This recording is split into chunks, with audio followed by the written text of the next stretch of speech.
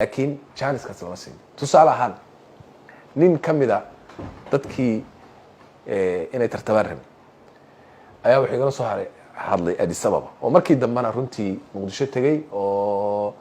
aad u caytami jiray dad badan oo saaxiibkaya wuxuu igala soo hadlay Addis Ababa wuxuu yiri waxaan rabaa inaan doorashadaas ka qayb galo waxaan rabaa in waqti aan helo. ninkaas annagoo ilaalinayna ayaan waxaan ku darnay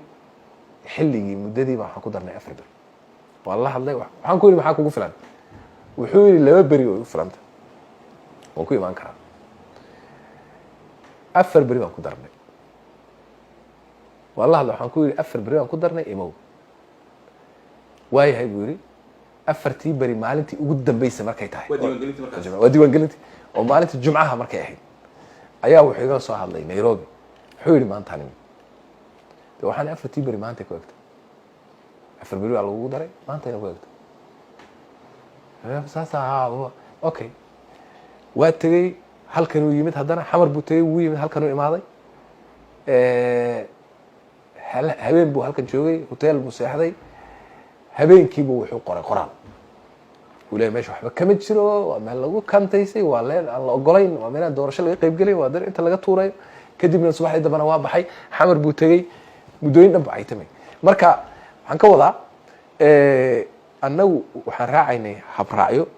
iyo shuruuc iyo xeerar iyo dastuur wixii intaa ka baxsan shaqo maana ku lahay su-aashaan ku weydiina waxay tahay guddigiinu keliya doorashada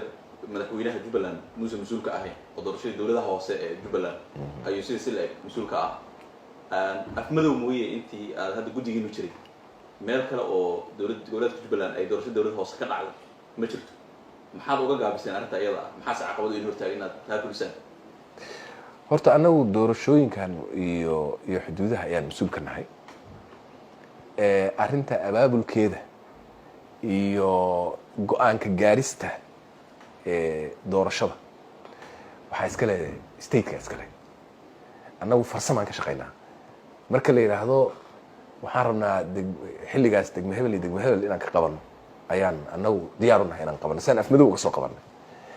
dabcan afmadow waxaa ka horeysay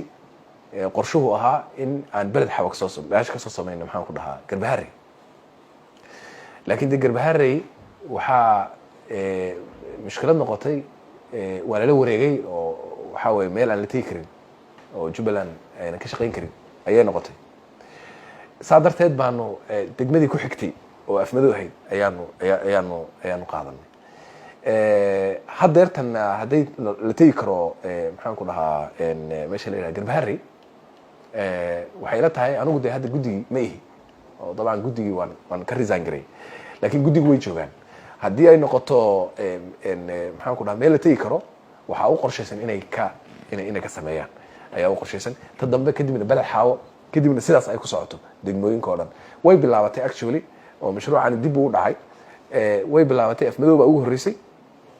waxaa qorshaysanayd inay maaragtay Garbaharey horeyso afmadow beled xaawo kadib ay maaragtay ay sidaa u socoto ilaa ay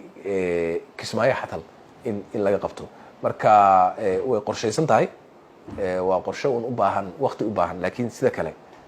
qorshe diyaarsan annaguna farsamanahay oo mar alla markii loo baahdo oo meesha in doorasho laga qabto waxa way diyaar bay guddigu yihiin inay ka qabtaan fariintaada gabagabada xamse ahaan aad soo jeedin lahayd oo saxantahay anigu waxaan soo jeedin lahaa dowladda Soomaaliya waa dowlad federaal ah dhowr arrimood baa marka muhiim ah haddii aan rabno inaan shaqeyno hor u dhaqaaqno ka dowlad ahaan dowladda Soomaaliya waxaan ka hadlayaa sahul Soomaaliya waxaa laga maarmaanaa dadka dowladda federaalka ka shaqeynaya inay maankooda ay ku jirto inay dowladdan tahay dowlad federaal ah aniga laftaydu dowladda dhexe waan ka shaqeyn jiray laakiin waxaa ii muuqata markaan imid state-ka iyo markii aan joogay federaalka aad baan u kala duwanaa aniga laftaydu markaan state-ka joog markaan federaalka joogto state-ka dad ka shaqeeyay inay hawl qaran hayaan xataa aad ku uga muuqato hawsha qaranka adahay dadka istiityada joogayay ma aha qabaa'il meelo ku ururay ma aha waa dad ka mid ah federaalka dowladda federaalka ka mid ah oo heer oo shaqo qaran haya saa darteed qofka federaalka joogayay waa in uu maankiisa geliyaa maxaan ku dhahaa degmada u dambaysa Soomaaliyeed markuu shaqeynayo waa inuu ku xisaabtamaa waana inuu ogaadaa inay wixii federaal tahay oo asaga shaqada uusan qabanaynin dad kale inay qabtaan ay tahay deedna uu meeshooda u baneeyaa tusaale ahaan dastuurkan hadda dhaqaaqila baan anu ka shaqeyn jiray waxaa laga yaabaa annaga wasaaradda dastuurka keliya oo weliba 3 hay-adood ay ka shaqeeyaan oo 3 hay-adood mid baarlamaanka ay tahay midna ay tahay guddiga madax bannaan midna ay tahay wasaaraddii 3dooduba waxay leeyihiin advisors wax la soo qabta oo la shaqeeya ayay leeyihiin wasaaradda keliya mararka qaarkood waxaa laga yaabaa inay 18 qof ay ka shaqeeyaan oo documentiga yarkaa ka shaqeeyaan markaasaa waxaa weeye wax anagii overlap u noqday oo waxaan anagu ka shaqeyno ayay guddigii kalena maalinta daba ka shaqeynayaan markaasay guddigii kalena maalinta daba kasii daba shaqeynayaan wixii o dhan overlap ay noqday while hal qof oo advisor ah uusan ka jeedin Jubbaland aan laga helin oo laga yaabo inaan laga helin South West oo laga yaabo Galmudug aan laga helin oo laga yaabo inaan laga helin Puntland aan laga helin oo dastuurkaas kala shaqeynaya sidaa darteed markaan dastuurka keeno on aadno outreach aadno on meelaha aadno waxaan imaanaynaa dad aan warba ka hayn oo wax mashaqo kala haynba oo iska imanaya markaan imaadno cid meeshan ku wacyigelisa malaha in dastuurka barta malaha cid kala shaqeysa malaha marka anigu waxaan aaminsanahay dastuurka si seriously in looga shaqeeyo sidaa darteed haddaan hadalkayga kusoo noqdo kow waa in aragti federaalnimo dalka in lagu hogaamiyo suu dalku isula socdo oo wax la isla qaato 2 dalku waa in mar kasta waa in siyaasadda heshiis laga sameeyo yani meesha qalbiga ama wadnaha u ah wada socodka Soomaaliyeed iyo dowladnimada Soomaaliyeed waa siyaasadda markii hore siyaasadda bay ku kala tagtay haddeertan aad arkaysana siyaasadda bay ku soo kala tagtay maalinka dhaweyta xamar si ay u wada socoto waxaa laga maarmaanay siyaasadda in heshiis lagu yahay qof kasta haddaad aragto oo kule dalkan daacad u ahay wadani baan ahay waxbaan qabanayaa haddana aan ogolayn in la wada fariisto oo heshiis siyaasadeed la sameeyo dalkan laga sameeyo qofkaas waxa uu sheegay beenti wadani ma aha dal dan kama laha waxaa waaye qaran dumis waa Soomaaliya marka qodobka labaad waxaa waaye waa in la helaa heshiis siyaasadeed waa in la helaa oo qofta heshiis lagu sameeyo waa in la helaa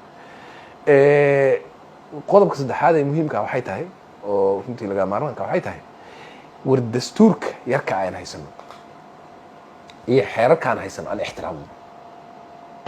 haddii heer state la joogo iyo haddii heer federaal la joogo dadka Soomaalida ee mas'uuliyiinta ee siyaasiyiinta waxaa lagu imtixaanay in dastuurka qarka laga istaago oo la jabiyo oo la iska dhaafo dadku heshiis bay galeen waa heshiis bulsho heshiiska bulsho in la ilaaliyo la rabaa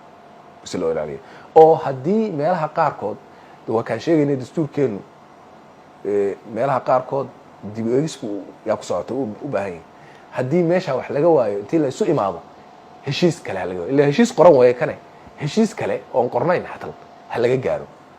laakiin waa in la ilaaliyo waxa heshiiska meesha ku qoran waa in la ilaaliyo taasna waa iyadana waa qodob kale oo runtii muhiim ah ana waxay la tahay marka dadka Soomaaliyeed haddii ay federaalka iyagu doorteen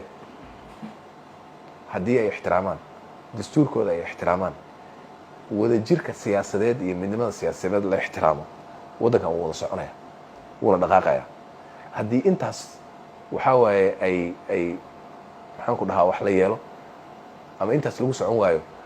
waa la isla meeraysanaya si reer waqooyigu dheheen waa ila meerayso sheekadaasa soconaysa